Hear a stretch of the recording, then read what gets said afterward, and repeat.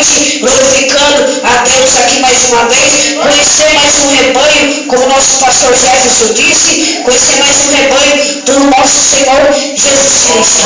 Glória a Deus. Hoje Deus vai fazer alguma coisa aqui. Glória a Deus. Já vai dando glória, já vai dando aleluia. Glória a Deus. Vamos dirigir o momento de oração. Glória a Deus. Senhor Deus, eterno Pai, vai dando glória a Deus. Oh Deus, eterno Pai, aqui diante de ti, meu Deus, mais uma vez, Senhor.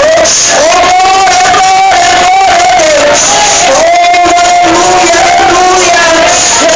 Meu Deus, eterno Pai, conhecendo o Espírito Santo, essa palavra tão forte, avisar de forma aqui, meu Deus, escutar alguma coisa de você.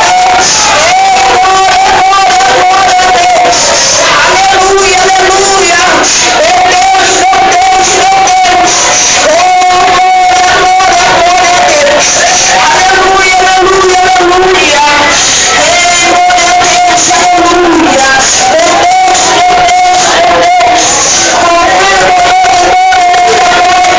meu Deus, meu Deus. Avisa mais uma vez esse rebanho clamando a ti, meu Deus. Você vem já responder a oração, meu Deus. Você vem proclamando a tua vitória. Amém, amém. Oh, glória a Deus, aleluia. Hoje você está de uma pessoa para o Senhor Jesus. Oh, glória a Deus. Aleluia. Vamos cantar a música aí? Fé mais fé, amor mais amor. Quem não tem fé ao Salvador, ou sem fé e sem amor, não pode agradar ao Senhor. Fé mais fé, amor mais amor. Quem não tem fé ao Salvador, ou sem fé e sem amor, não pode agradar ao Senhor. Deus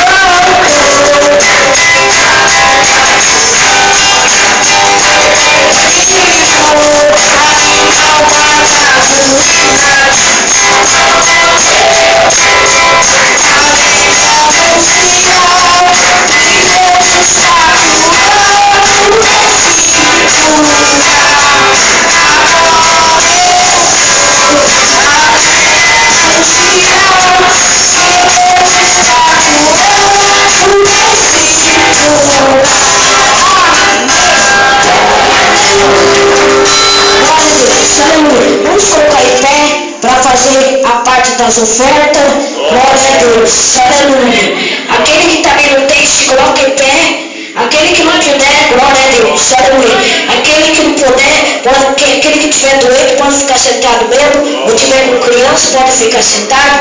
Glória a Deus. Vamos então fazer um minuto de oração para Deus abençoar as ofertas. Senhor